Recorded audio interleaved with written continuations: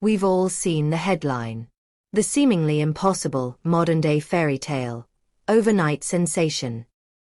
One day, they're just like you and me, tangled in the quiet struggles of everyday life. The next, they're a supernova, their face plastered across every feed, their name a trending topic. This is the story of Clara, who soared higher than anyone could have predicted. And in doing so, discovered that the gravity of true fame is infinitely heavier than the joy of the climb.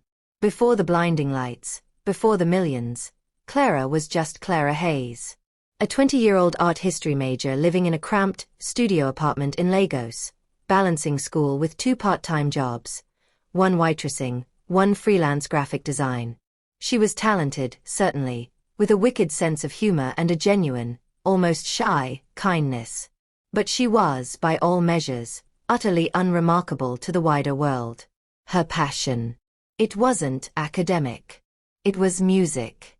Specifically, performing covers of obscure melancholic 90s indie songs on a worn acoustic guitar, recorded on her old iPhone in the corner of her closet, the only place she could find decent acoustics. She had a small channel, maybe 800 subscribers, mostly friends and a handful of dedicated strangers who appreciated her raw, powerful vocal control. It was a hobby, a form of therapy, a way to chase away the city's perpetual noise. The video that changed everything was almost an accident. It was late one Tuesday night. She was stressed, fueled by lukewarm coffee and a looming art history paper. She was scrolling, bored, when she saw a challenge trending. The Raw Emotion Challenge. The goal was to record yourself performing a song immediately after receiving some kind of genuinely bad news, capturing the unedited, visceral reaction. Now, Clara didn't have bad news. But she was exhausted, burnt out, frustrated. So, she did something more honest. She hit record and launched into a cover of a classic universally loved pop anthem. But she sang it as if she were grieving the loss of everything the song was supposed to represent. Her voice cracked. Her eyes were red. She wasn't trying to be beautiful or perfect. She was just tired. She ended the video by simply whispering, "I just can't," and let the camera run for another awkward 5 seconds before turning it off. She uploaded it, tagged it, and didn't think twice. It got maybe 50 views that night. She went to bed, her mind already on her 6 a.m. waitressing shift. She woke up to her phone vibrating itself off her nightstand. Not a few notifications. Not a dozen. Hundreds. Her battery was dying. When she plugged it in, the screen exploded with a digital fireworks show. Clara Hayes music.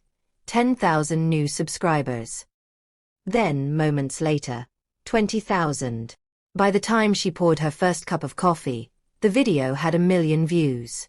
A single, tear-streaked, perfectly imperfect 3-minute video. People weren't just watching it, they were feeling it.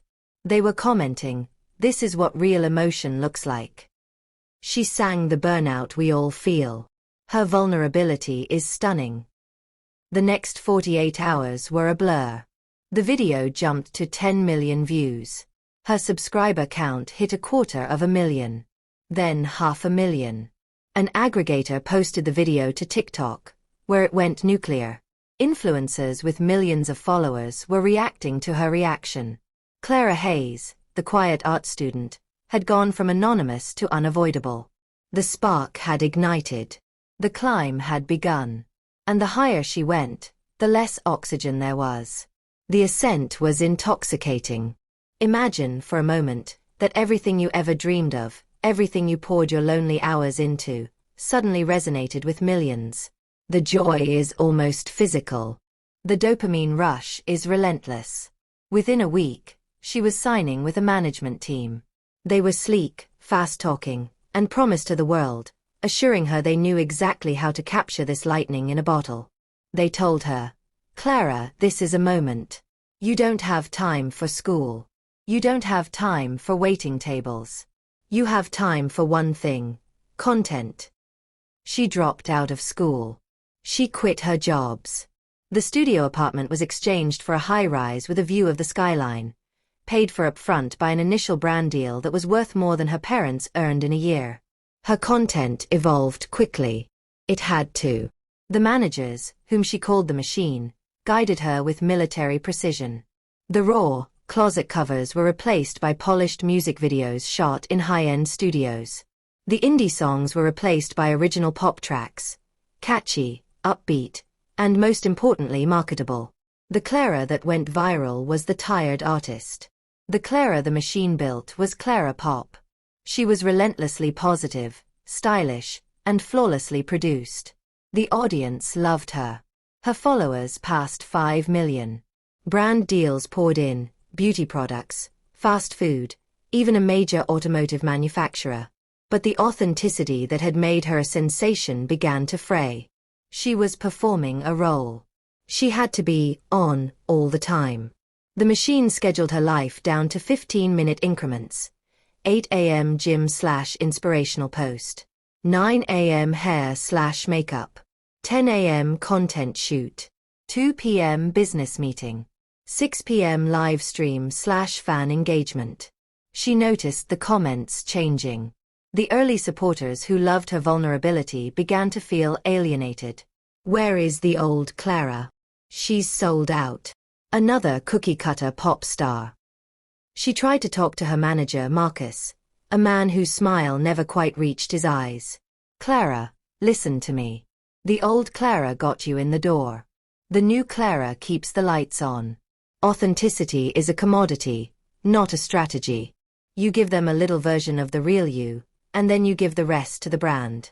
This is a business, baby. You're a rocket ship. Don't try to fly backward. It made a twisted kind of sense. The machine wasn't wrong. The money was incredible. Her parents were out of debt. She was financially free. But every time she posted a photo of her spontaneous $1,000 outfit, or smiled through a candid interview, a small piece of the real Clara chipped away.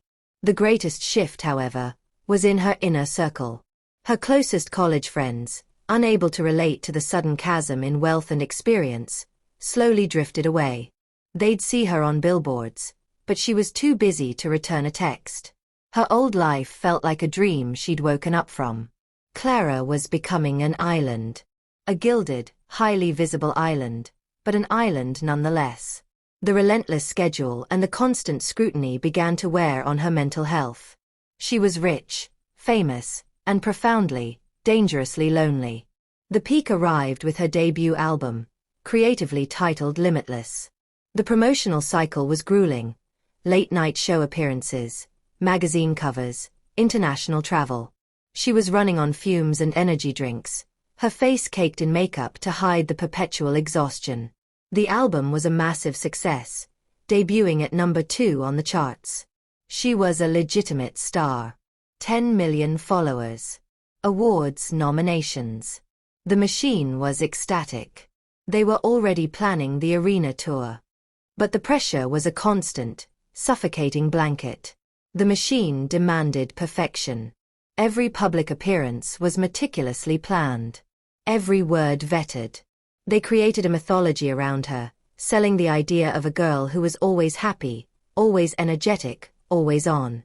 The dark side of this public pedestal was the audience expectation.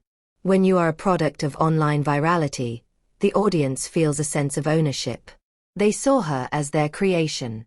And the moment she stepped out of the character they had created, the backlash was instant and merciless. It started small. An interview where she looked tired and answered questions briefly. A flurry of comments. She thinks she's too good for us now. Fame changed her. Then, the cruelty escalated. The anonymous nature of the internet, the shield of the screen, allows for a level of malice that is staggering. People dissected her appearance. They criticized her voice. They scrutinized every old photo they could dig up, searching for a flaw, a contradiction, a lie. They found an ex-boyfriend. A casual, 3-month relationship from 2 years prior. He was coerced into giving an interview to a sensationalist blog, painting Clara as a selfish, demanding girlfriend who used people. He later recanted, claiming he was paid to lie, but the damage was done. The headline was everywhere: Clara Hayes, the pretty lie. The machine's solution? Don't respond. Don't acknowledge the noise. Clara, you are above it. Let the haters eat their dust. But she wasn't above it. She was human, and the dust was suffocating her. She would spend hours staring at her phone, reading the worst comments. One night, she read a particularly vile, sexually harassing post from a user with a profile picture of a cheerful-looking middle-aged man. She cried until she was sick. Her relationship with her team became transactional. She was the commodity. They were the guards. They monitored her social media activity, even her private messages. They discouraged her from seeing old friends, fearing they would leak a less-than-perfect story. Her apartment became a fortress, a high-security prison of her own making. The walls were closing in. She started having panic attacks before performances. The roar of the crowd, once the sound of affirmation, now sounded like a terrifying, hungry beast. She would look out at the sea of faces and realize she didn't know a single person who saw the real her anymore. She was a projected image, a hologram of happiness, and the pressure to keep that image stable was cracking her from the inside. She tried to write new music that was dark, emotional, and honest, like her very first cover. The machine rejected it immediately. It's too niche, Clara. It's too sad.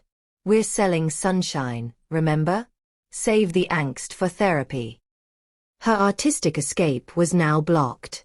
She had been turned into a machine herself, a generator of marketable content, and the engine was about to seize.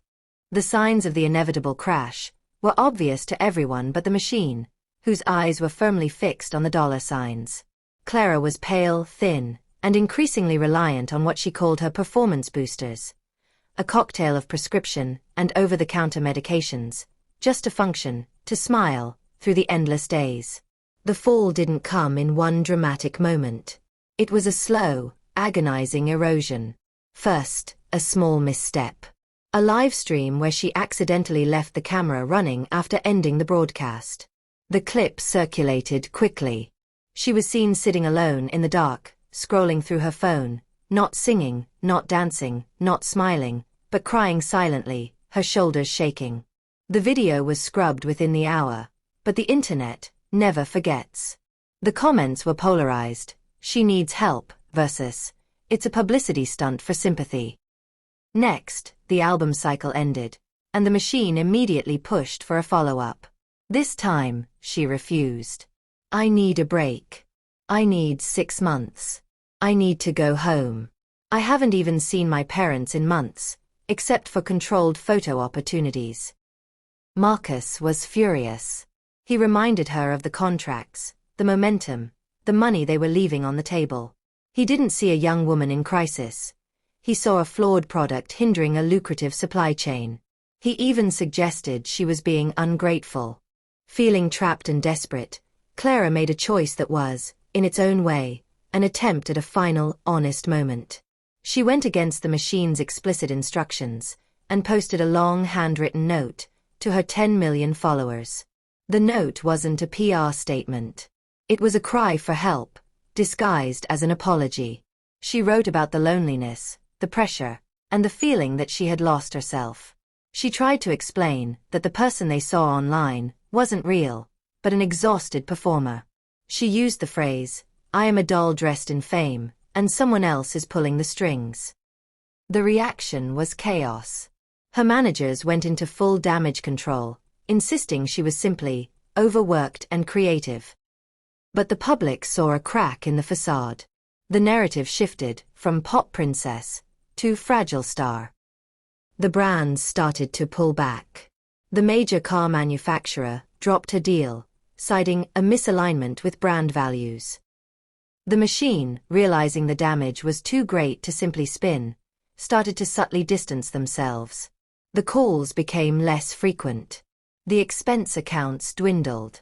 The final devastating blow came during a hastily arranged interview, meant to clean up the note's fallout. She was asked about the future of her music. She was tired, she was scared, and she was done lying. She said quietly, "I don't know. I think I just want to sit on the floor of my old closet and sing again. Just for me." It was a small, perfectly human confession. To the machine, it was a firing offense. They immediately released a statement, citing irreconcilable creative differences, and announcing that Clara Hayes would be taking an indefinite hiatus. She was dropped. Just like that.